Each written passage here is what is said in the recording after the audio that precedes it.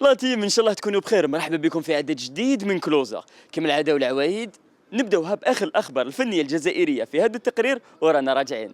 حلقه جديده من برنامج كلوزر بجوسيب واخبار واشاعات وكواليس. نفتح فقره الاخبار الجزائريه بتكمله لخبر وفاه زوج المؤثره رانيا إزميرالدا في حادث مؤلم. هذه الفاجعه فتحت نقاش حول ظهور ازواج المؤثرات معهم في المواقع وتاثير ذلك على حياتهم الشخصيه. رغم أن الحادث قضاء وقدر، إلا أن بعض التعليقات اعتبرت أن التباهي بالحياة الزوجية يجلب الحسد والعين. ويبدو أن بعض المؤثرات فضلوا يطبقوا فلسفة الوقاية خير من العلاج وحذفوا كل صور أزواجهم من صفحاتهم الرسمية في الانستغرام. على رأسهم المؤثرة سارة رجيل وسيليا قادة، وبين ليلة ونهار اختفى أي أثر لهم على المواقع. شركة رامي حصدت جائزة أفضل ومضة إشهارية في رمضان 2024. ممثلة الشركة منال دكار تحكي لنا على التكريم والفوز في ميكروفون كلوزر. قبل كل شيء نحن فخورين جدا يعني برعاية هذه طبعة تاسعة لتلفزيون الجزائري، جائزة تلفزيون الجزائري. واليوم الحمد لله النجاح كان نجاحين، نجاح رعاية الطبعة ونجاح التتويج بجائزة أفضل ومضة إشهارية. نقول باللي الحمد لله يا ربي، كنا دائما عند حسن ظن المستهلك الجزائري والمشاهد الجزائري. يعني كان هو موضعش ثقته فينا احنا ما نكونوش في هذا المكان الآن. يعني كل شيء النجاح يعود إليه بدرجة أولى. كاين فريق اللي هو فريق التسويق اللي هو يعني وراء كل هذه الأعمال الخاصة بتسكي ميديا. وأيضا نقول باللي رامي رفيق للثقافة الجزائرية. حصري لبرنامج كلوزر، الممثل والمخرج أمين بومدين يأكد تواجده في الديجيتال عبر سيت كوم عائلة سامبا ويكشف لنا تفاصيل هذا العمل. مساء الخير عليكم. دونك عندي عمل في الديجيتال في لي ريزو سوسيو اسمه عائلة سامبا، اللي حيرافق الجمهور خلال 3 أشهر، جويلية أوت وسبتمبر إن شاء الله.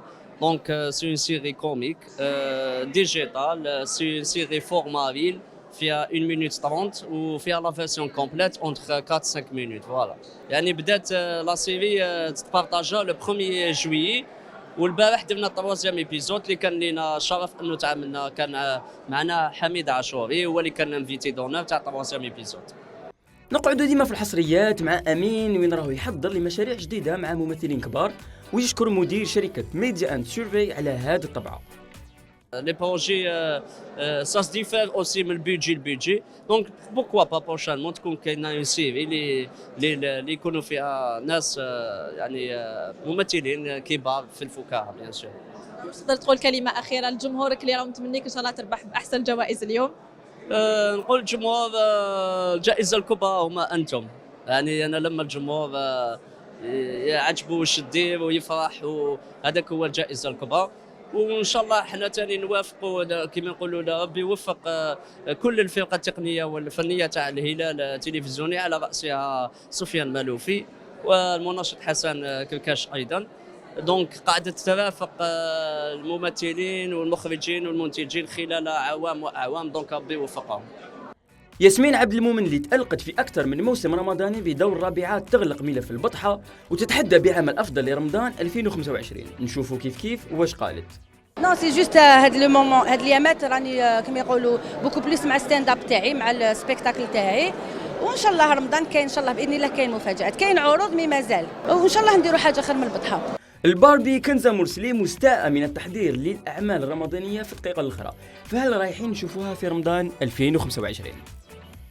بالنسبه لاعمال رمضان 2025 راكي بديتي توجدي كاش لي سيناريو جدد ولا مازال؟ لا شوفي، احنا هذا الموضوع في بلادنا خصوصا ما يظهرش الا في وقت شويه متاخر. يعني كي قرب رمضان بعد 5 شهور ولا باش يبداو يبانوا الاعمال ويبداو يبانوا العروض، فلحد الان مازال ابي يتكتبوا بالك. ان شاء الله اتمنى لك كل توفيق كنزه. شكرا لك. الله مؤخرا صراو بزاف احداث فنيه في الوطن العربي، نروح نشوفوها كيف في هذا التقرير ونعاودوا نوليو. تمت إقالة الإعلامي المصري أحمد شوبير، حيث قررت الشركة المتحدة للخدمات الإعلامية توقيف برنامج الإعلامي أحمد شوبير وفسخ العقد معه فورا، لأنه خالف القواعد المهنية وسياسات المحتوى تحت الشركة. في بيان رسمي قالوا بلي احترام الرأي العام المصري هو من أولوياتهم، وأنهم ما يتسامحوش مع الفوضى في الإعلام الرياضي. شوبير قدم حلقة ساخنة وانتقد فيها بعض الإعلاميين بشكل غير مباشر على تغطيتهم لخبر وفاة أحمد رفعت نجم فريق مودرن سبورت ومنتخب مصر السابق اللي توفى بأزمة قلبية. رواد مواقع التواصل الاجتماعي فسروا قرار فصل شوبير بهجومه على الإعلاميين اللي حاولوا الكشف عن ملابسات وفاة اللاعب.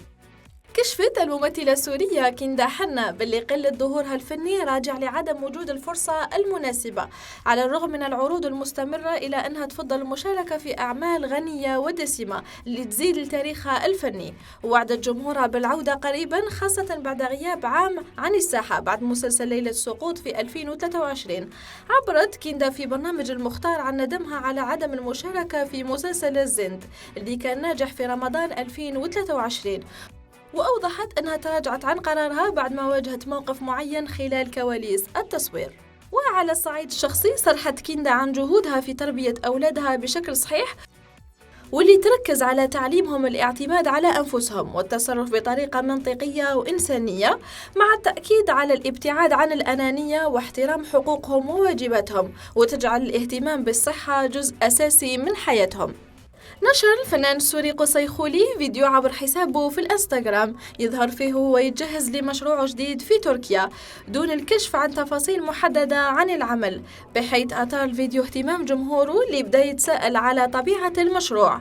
واستخدم خولي عبارات مثل قريبا والله ولي التوفيق. يعتقد أن المشروع يمكن أن يكون جزء من مسلسل معرب يتم تصويره في تركيا، وقد تفاعل معه الممثل السوري أيمن عبد السلام بإشارات إيجابية مما أثار المزيد من التكهنات بين المعجبين. نحكموا طيارة ديالنا اللي معمرة بالأعمال الفنية، بصح هذه المرة تدينا لتركيا. بإطلالة مميزة ظهرت الممثلة التركية وملكة جمال تركيا السابقة ميليسا سليباموك في حفل زفافها على لاعب كرة القدم يوسف يازيجي، واللي لبست فيه فستان أبيض طويل من الساتان وطرحة بيضاء طويلة، وكانت باينة عليها السعادة الكبيرة هي وكل الحضور. وسرعان ما تداول رواد مواقع التواصل الاجتماعي لقطات وعدة صور اللي كانت نشرتها على حسابها على انستغرام معلقة بوقت سابق. وتحظى الممثلة التركية ميليسا سليباموك بشهرة واسعة بسبب أعمالها الفنية المنوعة وتصدر أخبارها صفحات الجمال والموضة. انضم الممثل التركي إلهان شان لكاست المسلسل الإيراني تذكرة الذهب بلا عودة، واللي راح يعرض على منصة رقمية.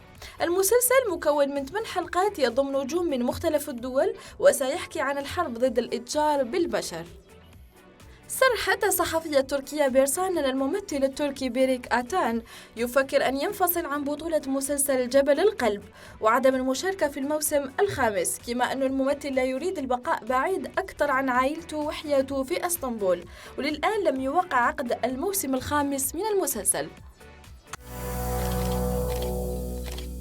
الرحلة ديالنا مازالها متواصلة، هاد المرة نروح نشوفوا في بوليوود واش راهو صار تماك وشنو أخبار لي ستار عندهم.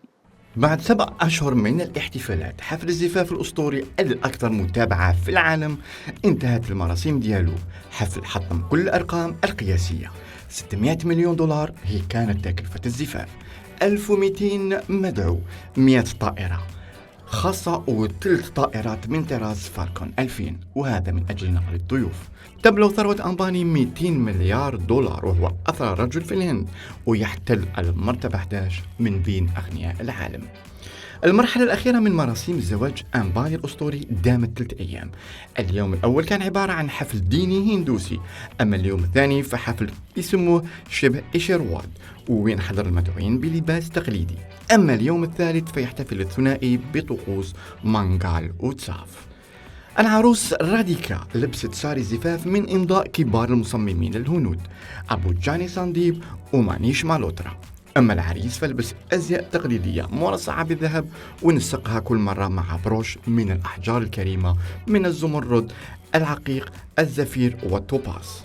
شخصيات معروفة كانت مدعوة لهذا الحدث الأسطوري، من بين أغناهم بيل غيتس ومارك زوكربيرغ، وأيضا إيفانكا ترامب ابنة الرئيس السابق دونالد ترامب. ومن أشهر المشاهير اللي حضروا هذه المراسيم الأخيرة كيم وأختها كلوي كارداشيان. وأطلت كيم بساري هندي رائع أحمر اللون مزين بالخرز اللماع. اللوك كان لافت بلونه القوي وتفاصيله الصغيرة. ونشرت كلوي كارداشيان مع شقيقتها كيم مجموعة فيديوهات خلال وصولهما إلى المطار لاحقا وهما تستمتعان بالحفلة. ووثق جون سينا صورة عبر حسابه بمنصة إكس ظهر فيها رفقة شاروخان وعلى هامش هذا الحفل الكبير، وعلق عليها ممتن جدا لعائلة أمباني على دفئهم وكرم ضيافتهم. وبما أن العرس هندي فأكبر نجوم بوليوود كانوا تقريبا حاضرين، منهم عائلة شاروخان، عائلة باتشان، مع كنتهم الأكثر شهرة إيشواريا راي اللي حضرت مع ابنتها، الشيء اللي خلى الإشاعات تقوى حول أزمتها مع حماتها خصوصا بعد غياب زوجها إيشيك باتشان. ومن الحضور المشهورين عليا بهات، إبراهيم علي خان، سارة علي خان، رام شاران وأرجون كابور، وأيضا رامبير سينغ. ديبيكا باديكون اختطفت الأضواء بساري أحمر، وكانت لحظة لقائها بالنجمة إيشواريا راي اللي عنقتها بحرارة من أجمل لحظات العرس. وتميز الحفل أيضا بمنح الحضور هدايا كثيرة، من بينها ساعة يد من إمضاء بيجي بقيمة $100,000. فريق كلوزر حرص باش يجيب لكم أهم الأحداث اللي راهي صارية في العالم، نشوفوها كيف في فقرة المتفرقات. في تحول مفاجئ أسقطت القضية اللي تحاكم الممثل الأمريكي أليك بالدوين تهمة القتل غير العمد عليه، بعد توافقها مع محامي الممثل على أن المدعين أخفوا أدلة ربما تكون مرتبطة بحادث إطلاق النار اللي أودى بحياة المصورة السينمائية هالينا هاتشينز في موقع تصوير فيلم راست عام 2021. وقالت القاضية ماري مارلو سومر لا توجد طريقة يمكن للمحكمة من خلالها تصحيح هذا الخطأ. وأضافت العقوبة الوحيدة المستحقة هي إسقاط القضية، ما يعني أن قضية القتل غير العمد ضد الممثل لا يمكن إعادة تحريكها مرة أخرى. وبكى بالدوين البالغ من العمر 66 سنة وحط وجهه في يديه عندما أعلنت سومر قرارها، ثم عانق زوجته هيلاريا بينما بدأ المحامون والحاضرون في الخروج من قاعة المحكمة. وكان من الممكن أن يصدر حكم على بالدوين بالسجن لمدة تصل إلى 18 شهر إذا اتفق المحلفون بالإجماع على أنه ارتكب هذا الجريمة. تعود الواقعة إلى 21 أكتوبر عام 2021 عندما كان بالدوين يتدرب على مشهد في مزرعة بونانزا كريك في مقاطعة سانتا في، وخرجت من المسدس تاعو طلقة أودت بحياة هاتشينز اللي كان في عمرها 42 عام وإصابة المخرج جويل سوزا. وقال بالدوين أنه لم يكن على علم بأن المسدس يحوي على رصاص حي، وأنه أطلق الرصاصة عن طريق الخطأ بعد أن اتبع التعليمات بتوجيهه نحو هاتشينز. توفيت الممثلة الأمريكية شانون دوغتي اللي اشتهرت بدور بريندا في مسلسل بيفرلي هيلز التلفزيوني عن عمر يناهز 53 عام بعد صراع طويل مع سرطان الثدي. وقالت مسؤولة دوغتي الإعلامية ليزلي سلون في بيان: أؤكد بقلب حزين وفاة شانون دوغتي هذا السبت بعد أن خسرت معركتها ضد السرطان اللي حاربته لسنوات عدة.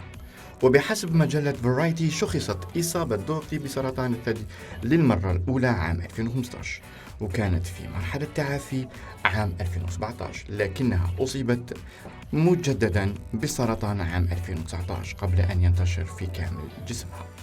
واشتهرت دوغتي في التسعينات القرن العشرين عندما أدت دور المراهقة بريندا وولش اللي وصلت مع شقيقها ديلان اللي أدى دور جيسون بريسلي إلى لوس أنجلوس قادمين من مينيسوتا. وأصبح هذا المسلسل ظاهرة ثقافية يطرح مسائل حساسة مثل العنصرية، تعاطي المخدرات ومشاكل المراهقة. بالإضافة إلى ذلك اشتهرت شانون دوغتي بمسلسل شامد وأدت فيه دور الأخت الكبرى بين 3 أخوات يكتشفن أنهما ساحرات. وظهرت أيضا في أفلام عدة أبرزها إيذرز، ماراتس، وجاي أند سايلنت، بوب سترايك باك.